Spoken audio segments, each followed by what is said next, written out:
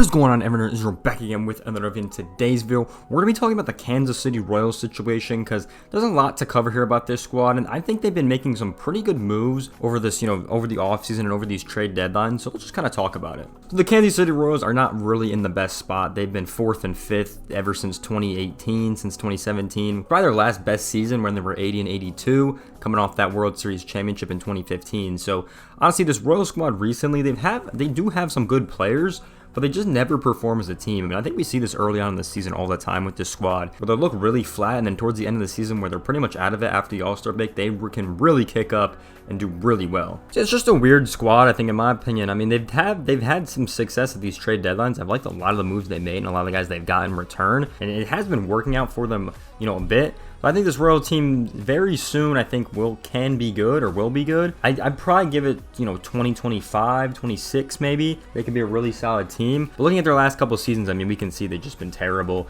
Haven't really been good since 2017. And, it's just been kind of embarrassing. They want to get this whole new stadium going in 2028. So maybe they'll be good right around there with Oakland, and the Rays. So who knows about that. And even if we take a look at their contracts, I mean, they're only committed to really 2 guys, which is Salvador Perez, who's probably going to retire after 2025 if they don't extend his team option to 2026, so we'll see about that one. And Jordan Lyles is the only other player. He's on $8.5 million in 2024. Everyone else is pretty much in pre-arbitration or in arbitration right now. And if we look total at what the projection's going to be, it's going to be around $56 million that is committed to this team. If we round up to 60, we'll say. So $60 million is not a lot of money at all, which would be kind of crazy to think. I do see them signing some players. I just don't know who it's going to be. I don't think it's going to be any big name players, but it is interesting looking at their roster and their contracts in general, how they haven't really committed much money at all to these squads, and it actually is pretty interesting to look at because there's definitely some solid players. I mean, I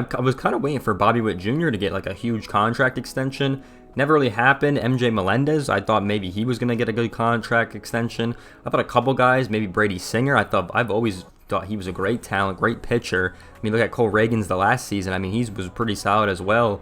I mean, you look at some of these players, and I'm surprised they haven't got a decent contract extension or anything, to be honest. So it'll be interesting as we move forward with the Royals and kind of what they're looking like moving forward. Because I do think like 2026, 2027, 2028, they got a shot to be good, just with all the prospects and all the trades they were making over the trade deadline. So taking a look at these Royals prospects right here, we got Blake Mitchell, number 1, obviously the catcher they drafted in last year's draft. His ETA is 2027 because he is only 19. But I do wonder if the Royals did extend Perez, if they would bring him up in 2026 just to kind of learn from him. Like, I don't think that would be a bad idea to do that at all, to be honest. And, one of them could DH or something like that. As we keep going right here, we have a couple more prospects. We have Frank Mazzucato, who they drafted a little bit ago in 2021, projected in 2025. So really interesting. He was a really good pitcher. I definitely saw him pitch in high school.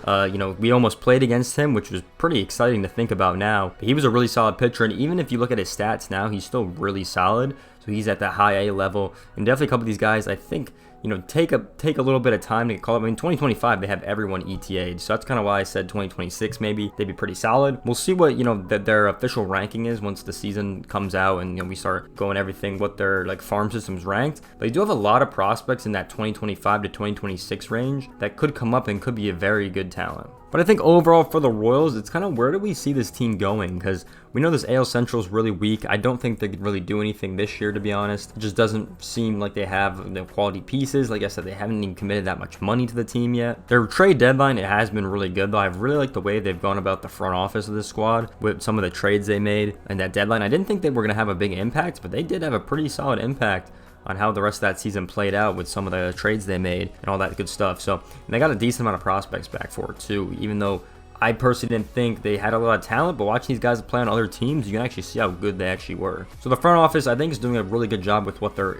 able to work with. I don't know if it's like the Colorado situation where they just don't care about winning like other teams. So I don't know what the situation is like in Kansas City, but with what the GM's doing and what he's able to work with, I feel like he's doing a solid job if he doesn't have the money to get the players he wants, to be honest, because the scouting department is definitely doing their job. I mean, they're picking up some really good talents across the board, and then obviously developing these players into good prospects. I mean, we look at Bobby Witt Jr. and MJ Melendez, I think have been some of the top best prospects we've seen in recent times come from this organization. So where do you guys think the Royals are going next? Because they really had a good run from 2013 to about 2017, I would say, and having, actually winning records and positive seasons. And obviously the 2 World Series that they had. So where do you see them going next? You think they're going to continue to lose? You think they're going to turn it around here soon? That's kind of what I think is going to happen. But let me know your guys' thoughts in the comment section down below about the Royals and their current state right now. But if you guys do enjoy this video, make sure you guys like, comment, subscribe. I'll see you guys in the next one. Peace out, everyone.